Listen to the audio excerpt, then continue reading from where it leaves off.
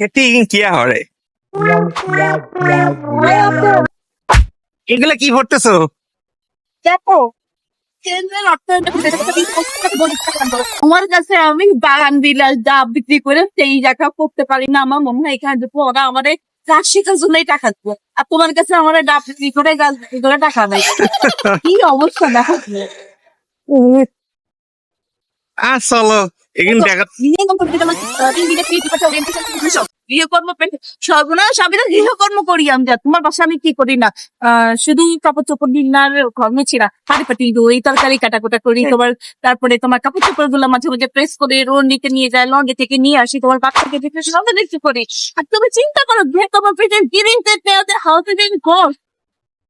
আমি তো এই এত বছরের কোর্স করেছি না, তোমার তো এখন আমাকে টাকা দেওয়া উচিত। আচ্ছা আমি ভেবে দেখবো না এইসব করতে গেছে সাইনবোর্ড গুলো লাগাই। আল্লাহ শোনো না জিনিসটা আবার কি হয়েছে? আপনি জিনিসটা আচ্ছা তাহলে ইউরোপে যাওয়ার সুযোগ আছে দেখছো। কত কাহিনী। আর তুমি আমি কিনা মনে মনে এতদিনে তোমার এক্সপিরিয়েন্স হয়ে গেছো, বলো বছর তো তোমার সংসারে কাজকর্ম করি রান্না বান্না করে একটা এক্সপিরিয়েন্স হইতো না বলো। হ্যাঁ ভালো এক্সপিরিয়েন্স হয়েছে, ঠিক আছে। শোনো না আমি এখানে ঢুকি, এটা সম্ভাবনা হয়ে সম্ভব আমি দিছি। আচ্ছা ঢুকো। তোমার কাছে এইগুলো বিক্রি করে বেহুদা, তুমি আমার সাথে এরকম বিয়ে করো এটা বলার মতো না। যাই প্লিজ একটু যাই। A few moments later. শুনবে না? তুমি কি সত্যি সত্যি যাবে নাকি? হ্যাঁ আমি সত্যি যাবো, প্লিজ এটা দাও না প্লিজ। আচ্ছা তোমারে যাইতে হইব না, ফিলিং তোমার যা খরচ হয় আমি দিব নি।